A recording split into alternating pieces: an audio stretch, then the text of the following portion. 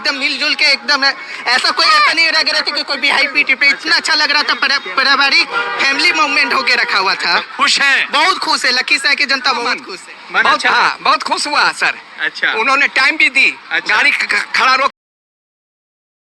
आप लोगों को ये वीडियो की दिखा रही हूँ आपकी आंखें खोलने के लिए। मैं बताना चाहूँगी अभी 12-13 तारीख को, शायद हाँ 13 तारीख को, 13 अगस्त को रायबरेली से एक गाड़ी भर करके औरतें आती हैं। 10-15 लेडीजें आती हैं और राहुल गांधी के बंगले के पास इस तरह से मतलब वो रोती हैं, बिलखती हैं, कीकती हैं, चिल्लाती हैं। उनके साथ कोई अत्याचार हुआ था, शायद कुछ बहुत बड़ा हुआ था, उसकी स्टोरी भी आई है, शॉर्टकट बता रही हूँ। और वो राहुल गांधी वहीं पे वो धरना बैठने को तैयार थी। उनके शागिर्दों ने, उनके एजेंटों ने, उनके बाहर जो लगी रहती सिक्योरिटी ने इस तरह से उनको भगाया है वहाँ से। वो कैब बुक करके आई थी 15 से 20 हज़ार रुपये दे करके, चंदा लगा करके। तब तो राहुल गांधी नहीं मिले।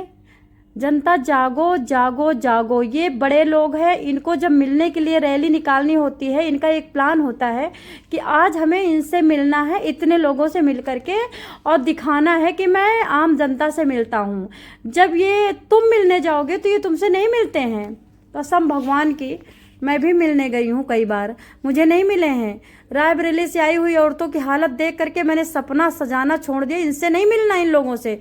आप जागरूक हो करके अपनी सरकार बनो जो मिले मिलाए चाहे ना, पर काम करे।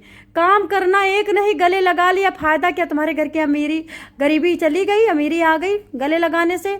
मतलब गरीब जनता कितनी इनोसेंट है कि गरीबी नहीं हटी, कोई काम नहीं बना और कितनी खुश हो गई। राहुल गांधी जिंदाबाद। अरे जाग जाओ गरीबों, तभी तो नोचे जाते हो। रोक के है अभिनंदन किया। दोनों गला में गला मिले ना, बहुत खुश हुए। मतलब राहुल गांधी गले मिल रहे हैं। हाँ, ये भी गला में हो गए आज, धन्य हो गए। अब सुन लिया इन लोगों की बातें, क्या कह रहे हैं? गदगद हो गए, बड़ा खुश हो गए। राहुल गांधी गले लगाए, जैसे लगता भगवान विष्णु ने गले लगा लिया हो। देखो, इनको चुनाव में तुम्हारा वोट चाहिए, तुम्हारी सम्मति चाहिए। तुम्हारी सम्मति नहीं मिलेगी तो क्या ये जीत पाएंगे? ये गले क्यों लगा रहे हैं? इसलिए लगा रहे हैं क्योंकि इनको प्रधानमंत्री आका भारत का बनना है, तब गले लगा रहे हैं। जिनको बोलना नहीं आता है उसने गले लगा लिया तो कौन सी बड़ी बात। अब नीतीश कुमार को देखो, नीतीश कुमार ने कितना अभद्र बोला था। अभद्र बोलने के बाद जब बड़े बड़े नेताओं से बात किया कि देखो कितना गंदा बोल रहे हैं, इनके लिए कुछ कार्रवाई होनी चाहिए, तो बड़े बड़े नेता कह रहे हैं नीतीश कुमार के लिए कि देखो बातें तो बनी है बोलने के लिए, भगवान ने क्या चुप रहने के लिए बनाया है? इंसान गलत बातें बनी वो भी बोलेगा, अच्छी बातें बनी वो भी बोलेगा, किसी को कुछ बुरा ही नहीं लगा। ये आपस में सब एक होते हैं, चाहे गंदा बोले चाहे अच्छा बोले। इनका मतलब एक एजेंडा है कि घुमा घुमू के किसी तरह से जनता को मोड़ के गले लगा करके इनको नहलवाएंगे भी, अभी तुम्हारे कपड़े भी धोएंगे ये।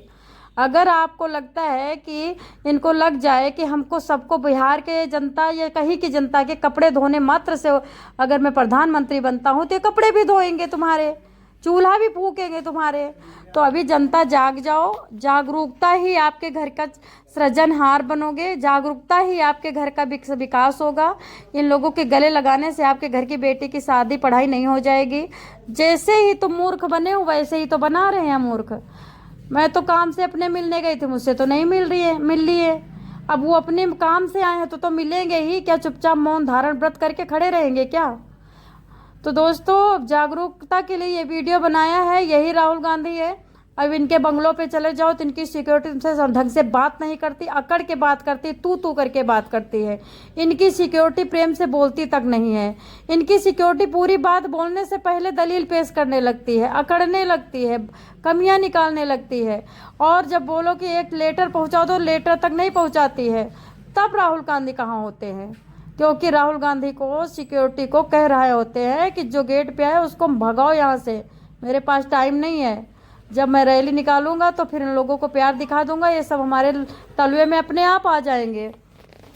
चलिए आगे सुनते छोटा बच्चा क्या कह रहा है। राहुल गांधी जिंदाबाद, नेक्स्ट पीएम राहुल गांधी। ये इतने नजदीक से राजीव गांधी के बाद फर्स्ट ये जो है राहुल गांधी हम लोगों के बीच से काफिला गुजरा। अच्छा, तो राहुल जी अभी लखीसराय से गुजर रहे थे और ये पूरा काफिला राहुल जी के साथ चल रहा था। अंबानी भी आ जाए अगर गले लगा ले, या फिर मोदी जी भी आके गले लगा ले गरीब को, नॉर्मल जनता को, तो वो खुशी होती ही है। बड़े आदमी को ही गले लगाते हैं, इसमें कोई बड़ी बात नहीं। अब भावुकता में लोग नारा लगा रहे हैं कि राहुल गांधी नेक्स्ट पीएम, राहुल गांधी। मात्र गले लगाने से, और मोदी जी आ जाएंगे, वो गले लगा लेंगे तो ये तुरंत फिर पलट जाएंगे, फिर मोदी जी जिंदाबाद, मोदी जी नेक्स्ट पीएम। मोदी मतलब गरीब जनता, इसीलिए तो गरीब है। इनका एक स्टैंडर्ड नहीं है, एक स्टैंड नहीं है। इन्होंने गले ही लगाया, कोई मुक्ति नहीं दिया है। अभी अपने काम के लिए जाओ, एक FIR करवाने जाओ, एक कोर्ट में जाओ, एक ब्लॉक में जाओ, एक तहसील में जाओ, एक छोटे से काम के लिए सरकारी महकमे में बैठे हैं जो चपरासी टाइप के लोग बैठे हैं, वो भी बदतमीजी से बात करते हैं। मैं अपना वाकया खुद बता रही हूँ। मैं कलेक्टर के पास गई थी, कलेक्टर तो प्यार से बोला, लेकिन जो उनके असिस्टेंट थे वो अकड़ अकड़ के बोल रहे हैं जैसे कितना बड़ा गुनाह कर दिया है। तो इन लोगों के चंचलता में मत आओ। ये लोग अभी नाक भी तुम्हारी पोंछ सकते हैं प्रधानमंत्री बनने के लिए, और हो सके तो दूसरा कोई बंदा खड़ा करो भारत से जो कि इसी बीच जो है ये छोटा सा बच्चा राहुल जी के कंधे पर काफी मिनटों तक खेलता रहा और राहुल गांधी इनको अपने बेटे की तरह दुलार आज करते रहे। राहुल जी से आज इनकी मुलाकात हुई है। बताना चाहूंगी, सिस्टम कोई गंदा, सॉरी, नेता कोई गंदा नहीं होता, सिस्टम गंदा होता। सिस्टम में बैठे नीचे लोग, तबके के लोग गंदे होते हैं। ना वो काम करते हैं, ना वो करने देते हैं, ना वो सच बोलते हैं, ना वो बोलने देते हैं। वे किस तरह से नोचा और घसोटा लगा करके सिस्टम को बर्बाद करते हैं, बदनाम करते हैं। सरकार राहुल भी अच्छी, सरकार मोदी जी भी अच्छी। अगर कोई इतनी बड़ी पदवी पे जाएगा तो अच्छा ही काम करेगा, अपनी बदनामी नहीं चाहेगा। तलवे चाट चाट के वोट मांगना यही सूचित करता है कि काम करने के लिए ही वोट मांगा जा रहा है। इनके अपने उतने ज़्यादा ज़रूरत नहीं है, ना इनकी शादी हो रही है, ना कुछ हो रहा है। इनको क्या खर्चा है? अगर एक बार ये राजा बन जाएंगे तो हमें तो ऐसा ही लगता है अच्छा ही काम करेंगे। लेकिन सिस्टम में बैठे हुए लोग करने दे, तब ना सिस्टम पलट देते हैं, फाइल पलट देते हैं।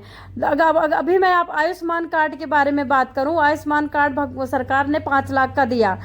अगर आप एक ऑपरेशन करवाने जाते हो और वो ऑपरेशन 15,000 या 1 लाख का है तो डॉक्टर इतना लूटता है वो 5 लाख का ऑपरेशन बना करके आयुष्मान कार्ड का 5 लाख खिंचवा लेता है सरकार से और चुपचाप तुमको भगा देता है। इतना आयुष्मान कार्ड के साथ घपला हो रहा है।